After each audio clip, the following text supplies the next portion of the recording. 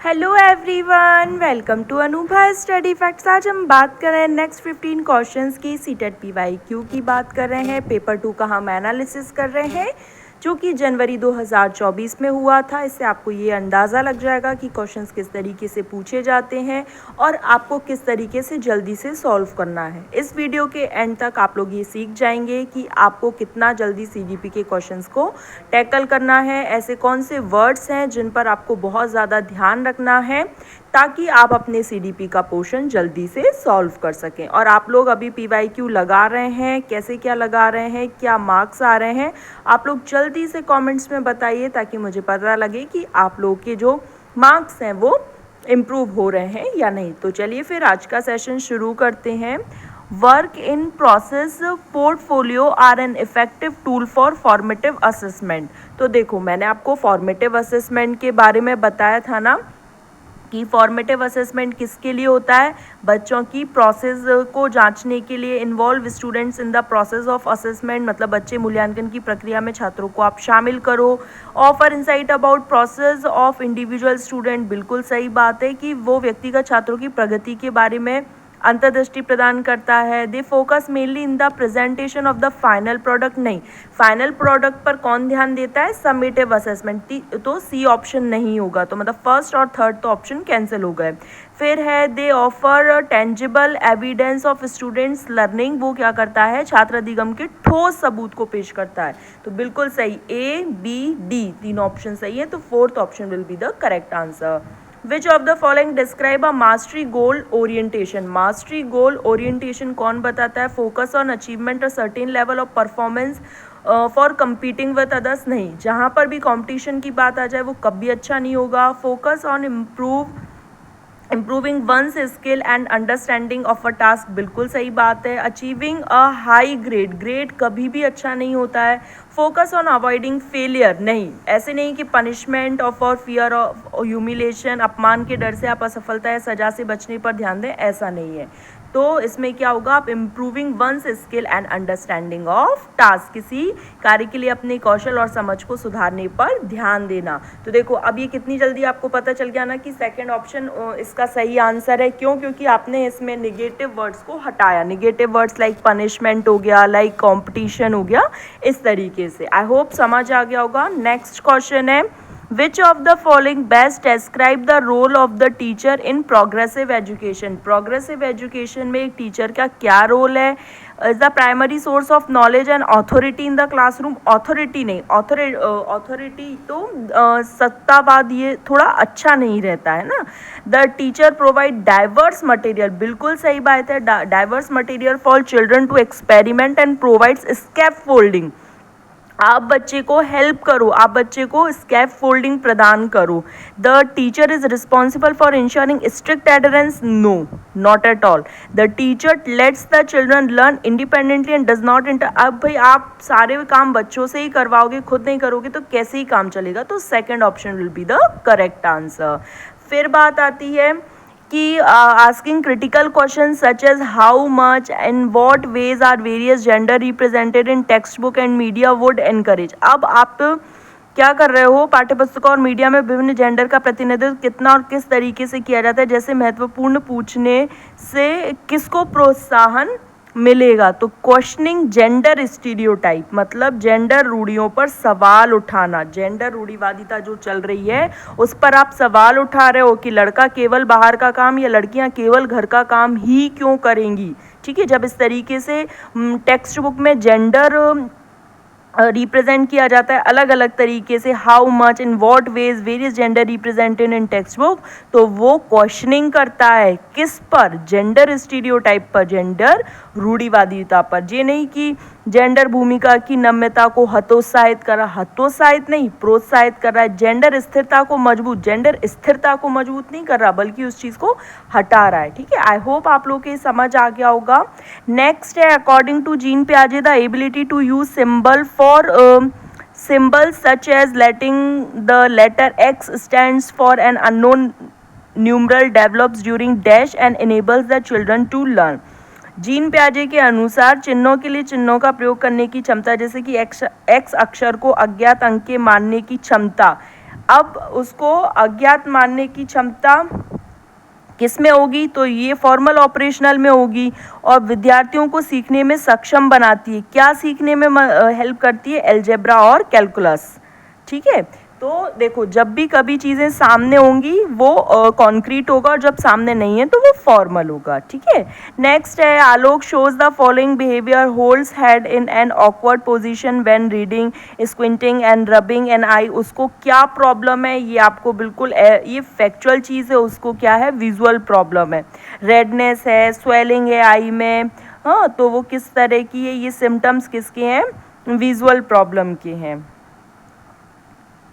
यहाँ तक आप लोगों के कितने क्या मार्क्स आए, आप लोग अपने मार्क्स खुद से भी बताते जाइए कि आप लोगों को भाई कितने कितने मार्क्स आ रहे हैं। फिर असर्शन रीजन का है, in an inclusive classroom adaptation should be main in learning goals, pedagogical strategies as well as assessment.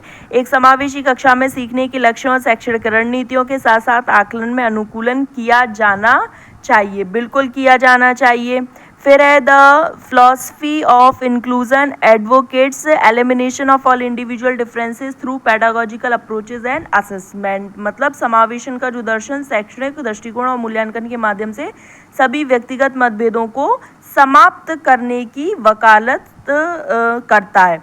तो ये दोनों ही सही हैं और जो असर्शन है वो करेक्ट, जो रीज़न है वो करेक्ट एक्सप्लेनेशन है असर्शन का। अब जब भी आपको असर्शन रीज़न के आएंगे तो आप दो में से कोई एक चीज़ याद रख लो, असर्शन पढ़ के या तो क्योंकि लगाओगे, फिर रीज़न पढ़ोगे, या फिर पहले रीज़न पढ़ोगे फिर इसलिए लगाओगे और फिर असर्शन पढ़ोगे। दो में से आप एक ट्रिक कोई सी भी अपना लेना, आपका कभी भी असर्शन रीज़न वाला क्वेश्चन गलत नहीं हो सकता। नेक्स्ट है अकॉर्डिंग टू लेव Vygotsky children benefit from experience of interacting with. अब किसके साथ इंटरेक्ट करेगा, तो more knowledgeable other, more knowledgeable other MKO, जो आपसे ज़्यादा जानता हो, वो छोटा बड़ा भाई बहन, टीचर, दोस्त, पेरेंट्स, कोई भी हो सकता है। While working within their zone of proximal development, within होना चाहिए, नहीं कि मतलब outside the zone of proximal development आ जाए। जोन ऑफ प्रॉक्सिमल डेवलपमेंट जहाँ तक बच्चा आपकी हेल्प से सीख पाए वो है जोन ऑफ प्रॉक्सिमल डेवलपमेंट। ठीक है, तो first option will be the correct answer. यहाँ तक समझ आ गया है। नेक्स्ट पर है, नेक्स्ट क्वेश्चन है, a teacher notices that one of her students is highly distractible and has trouble paying attention. उसको अटेंशन में ध्यान रखने में प्रॉब्लम आती है। Which of the following strategies would be an effective strategy in helping the student to stay focused. तो आप क्या करोगे, छात्र को कक्षा के दौरान बार बार काम करने के लिए दोगे, तो बार बार काम करने से क्या होगा, काम करने के बाद वो फिर वही करेगा। छात्र को सख्ती नहीं, सख्ती तो कभी नहीं बरतनी है। स्वनियमन और समय प्रबंधन, बिल्कुल। Giving a timer to student for self regulation and time management. Calling the parents, भाई पेरेंट्स को बुलाकर, पेरेंट्स ने तो स्कूल किस लिए कि वहाँ पर बच्चा आपके सानिध्य में रहेगा, आपसे अच्छे से सीखेगा, और बच्चे की जरा सी गलती पे आप अपने उसके पेरेंट्स को बुला रहे हो तो ये तो कहीं की अच्छी बात नहीं ना। तो third option will be the correct answer. Next question पर बढ़ जाते हैं। Student are more likely to do well and stay in school if they have emotional attachment to their school and believe that they matter. ठीक है, emotions plays a significant role in learning, बिल्कुल ठीक बात है। ये दोनों ही एक दूसरे के करेक्ट एक्सप्लेनेशन है, दोनों सही भी हैं और करेक्ट एक्सप्लेनेशन है कि भाई जो बच्चा है वो क्या है, अच्छा प्रदर्शन करने के लिए स्कूल में रहने की अधिक संभावना है, और स्कूल से अगर उसका भावनात्मक लगाव है तो। और भावनात्मक जो चीज़ें हैं वो कॉग्निटिव रिलेटिव होती हैं, सोशियो इमोशनल, मतलब जितने भी डोमेन्स ऑफ डेवलपमेंट हैं वो आपस में इंटर रिलेटेड होते हैं, इंटरवाइंड होते हैं। तो ए और आर दोनों ट्रू हैं और जो आर है वो करेक्ट एक्सप्लेनेशन है ए का। चलिए हम नेक्स्ट क्वेश्चन पर बढ़ जाते हैं। नेक्स्ट क्वेश्चन है which of the following is a core principle of constructivist learning theory. देखो ये 2-3 बार आ गया ना, मतलब यहाँ पर बच्चा खुद से अपने ज्ञान का निर्माण कर सकता है। तो देखते हैं कहाँ लिखा है, teacher should provide direct instruction, नहीं। Learning occur when student receive correct answer, नहीं। भाई ऐसे थोड़ा ना कि आपने उसको सही आंसर बता दिया फिर उसकी लर्निंग हो रही, नहीं। स्टूडेंट कंस्ट्रक्ट, देखो आ गया ना, student construct their own knowledge through active engagement with their environment. Important. Learning is primarily passive, नहीं, लर्निंग कभी भी पैसिव नहीं होती है। पॉजिटिव नेगेटिव वर्ड्स पर मैंने वीडियो बना दी है, आप उनको ज़रूर देखना, आपको इतनी ज़्यादा हेल्प मिलेगी ना, आप लोग खुद वीडियो के कमेंट सेक्शन में कहेंगे। चलिए नेक्स्ट क्वेश्चन पर बढ़ जाते हैं। असर्शन रीजन आया है, the less able a child is to do a task the more direction the teacher should give, as the child can do more and more the teacher should help less and less। मतलब बच्चा ज़्यादा से ज़्यादा करेगा और मतलब जो है वो टीचर कम से कम उनकी हेल्प करनी चाहिए। Intelligence can not be accurately measured by calculating IQ, भाई दोनों सही है, लेकिन अब आप उसमें देखो क्योंकि लगा के देखो कि एक बच्चा किसी कार्य को करने में जितना कम सक्षम है, शिक्षक को उतने ही अधिक संकेत और इशारे देने चाहिए। जैसे जैसे बच्चा अधिक से अधिक कर सकता है, शिक्षक को कम मदद करनी चाहिए, क्योंकि इंटेलिजेंस कैन नॉट बी देखो नहीं, इसका एक्सप्लेनेशन नहीं बन रहा है ना, क्योंकि इंटेलिजेंस IQ से सटीक रूप से नहीं मापी जा सकती, तो ये कहीं उसका नहीं। दोनों स्टेटमेंट सही है कि intelligence can not be accurately measured by calculating IQ, लेकिन ये इसका करेक्ट एक्सप्लेनेशन नहीं है। तो क्या होगा, बोथ A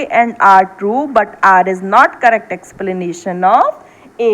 नेक्स्ट क्वेश्चन पर बढ़ जाते हैं। Which of the following characterize the process of socialization? It is a linear process. Socialization क्या कोई लीनियर प्रोसेस है? नहीं। इट इज़ अ कॉम्प्लेक्स, बिल्कुल। It is a multi dimensional, बिल्कुल। It take place uniquely in different culture, बिल्कुल सही बात है। अलग अलग कल्चर में सोशलाइजेशन की जो प्रोसेस है वो अलग अलग होती है, लेकिन आप ये कहें कि ये एक लीनियर प्रोसेस है तो ये कहीं से इसका आंसर नहीं होगा, तो A हट जाएगा। तो क्या हो गया, BCD। तो third option will be the correct answer. यहां तक आप लोग को क्लियर हो गया है तो जल्दी से do like share and subscribe. अब आज के लिए सेकंड लास्ट क्वेश्चन है असर्शन का। There is no objectively definable movement when a child enters middle childhood और अडोलसेंस और development is continuous in nature. तो देखो, there is no objectively definable movement, मतलब आप ये नहीं बता सकते when a child enters a middle childhood, अब अडोलसेंस में आ गया, कोई ऑब्जेक्टिवली डिफाइन नहीं। क्यों? क्योंकि डेवलपमेंट एक कॉन्टिन्यूअस प्रोसेस है नेचर में। तो बिल्कुल देखो, क्योंकि जब लगा के करोगे या फिर ऐसे, development is a continuous process, development एक निरंतर प्रोसेस है, इसलिए there is no objectively definable movement when a child enters middle childhood और अडोलसेंस। ये आपके ऊपर है कि आप क्योंकि लगाते हो या इसलिए लगाते हो, ठीक है। तो both A and R true and R is the correct explanation of A। तो आप लोग ज़्यादा से ज़्यादा शेयर करो और अपने मार्क्स बताया करो। 15 क्वेश्चंस हम लोग, ये चौथा पांचवा सेशन है हम लोग का, तो आप लोग अपने मार्क्स भी कमेंट सेक्शन में बताया कीजिए। और आज के लिए लास्ट क्वेश्चन ये रहा, an elementary school teacher can strongly influence students development of academic self concept by keeping very low expectation. आप बच्चों से बिल्कुल ऐसे कोई एक्सपेक्टेशन, मतलब ये नहीं कि हाई एक्सपेक्टेशन रखो, लेकिन एटलीस्ट कुछ तो भी आप बच्चे से करोगे ना कि बेटा ऐसे करो या ऐसे करो। पनिश तो कभी नहीं करना। Reward autonomy and initiative in student keeping very low expectation, नहीं। तो ये हालांकि थर्ड ऑप्शन बहुत अच्छा नहीं है, बट हाँ इन चारों में थोड़ा सा कंपेरेटिवली ठीक है कि रिवॉर्डिंग ऑटोनॉमी, आप उसको स्वायत्त और पहल को पुरस्कृत करोगे। मतलब अच्छा, इसमें यह दिया है कि आप ऑटोनॉमी और उसकी बच्चे की पहल को रिवॉर्ड करोगे, मतलब कम से कम बेटा तुमने शुरुआत करी, ये बहुत अच्छी बात है, आप उसको इस तरीके से मोटिवेट करोगे। तो third option will be the correct answer. तो गाइज यहाँ पर हमारा सेशन कंप्लीट हुआ। आई होप आप लोगों को सेशन पसंद आया हो। पसंद आया तो do like share and subscribe, ज़्यादा से ज़्यादा शेयर करो। सेशन पसंद आए तो लाइक भी करो ताकि हमारी वीडियोस और रिकमेंडेशन में जाए। चलिए फिर हम नेक्स्ट सेशन में मिलते हैं। Thanks for watching this video.